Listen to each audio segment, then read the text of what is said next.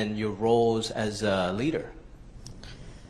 So, as Alicia said, my mother gave my sister and me a lot of advice, and one of the things that she said to me that has had a lasting impact is she said, "Kamala, you may be the first to do many things, make sure you're not the last." My mother was 19 years old when she arrived in the United States by herself. She was the eldest of my grandparents' 4 kids. And she said, and she was part of one of the first waves of Indians to come in relative modern history to the United States in the 50s, right? So anybody of South Asian background, you'll know that this was early. There were not many Indian Americans or Indians who had come in at that point. And my mother said to her father when she was 19 years old, "I want to cure cancer. And so what I learned later is she secretly applied to UC Berkeley. And she got accepted. Wow. And so she went to my grandfather and said, "I want to go." And my grandfather was very progressive. His eldest child, we know in Asian culture what birth order means, right? I am the first grandchild too, I'll say. And my grandfather said, "Go." And so she arrived in the United States by herself because she had a passion and she had a goal. And she basically, her life was committed to 2 things: raising her 2 daughters and ending breast cancer. And my grandfather was probably one of the favorite people in my life, especially during my childhood. We were pen pals. So any of you of my generation, you may remember those blue envelopes with all the stripes on them, you know, right? That you'd send back and forth. And you open them, you'd have to open it with a letter opener and unfold it.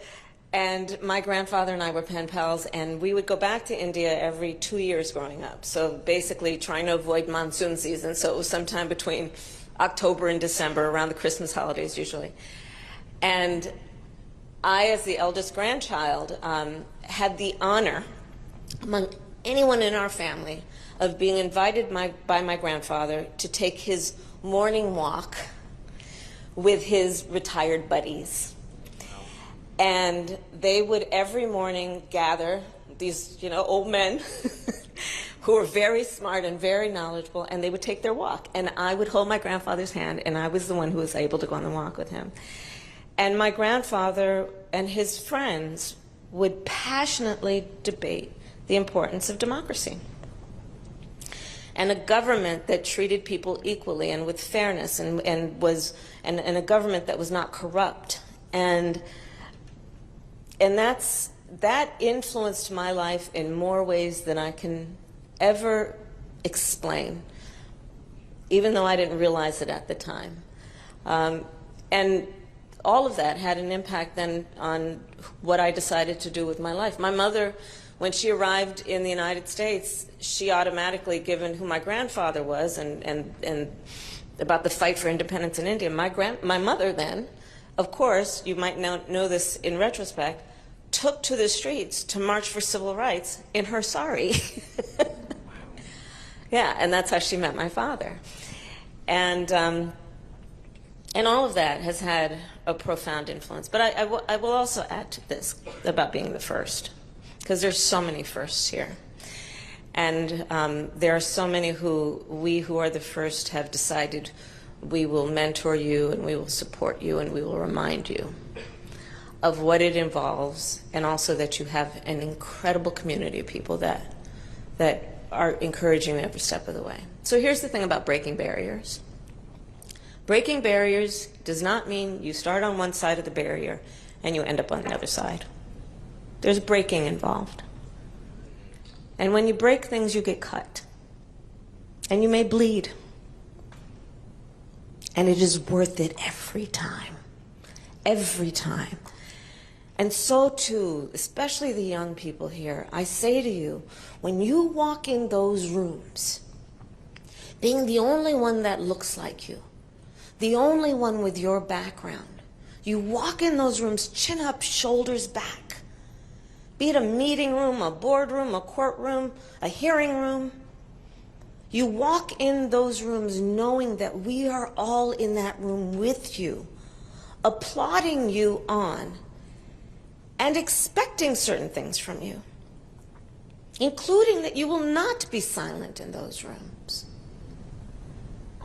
And that we expect that from you because we also expect that you will internalize and know we're there with you. And so your voice can be strong. It is, as Alicia said, my mother would say to me, don't you ever let anybody tell you who you are. You tell them who you are. Don't ever carry as a personal burden your capacity to do whatever you dream and aspire to do based on other people's limited ability to see who can do what. This is part of what's involved, is that we have to know that sometimes people will open the door for you and leave it open, sometimes they won't.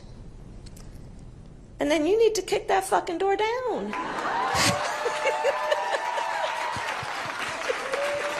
Excuse my language.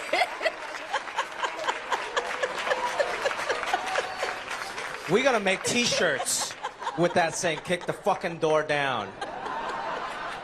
I mean, I literally just got emotional listening to that. Like, I think all of us in this room have that experience, you know, like me as an actor, you know, whether you're in political office or any job you walk into, oftentimes we are the only Asian person there. And how to navigate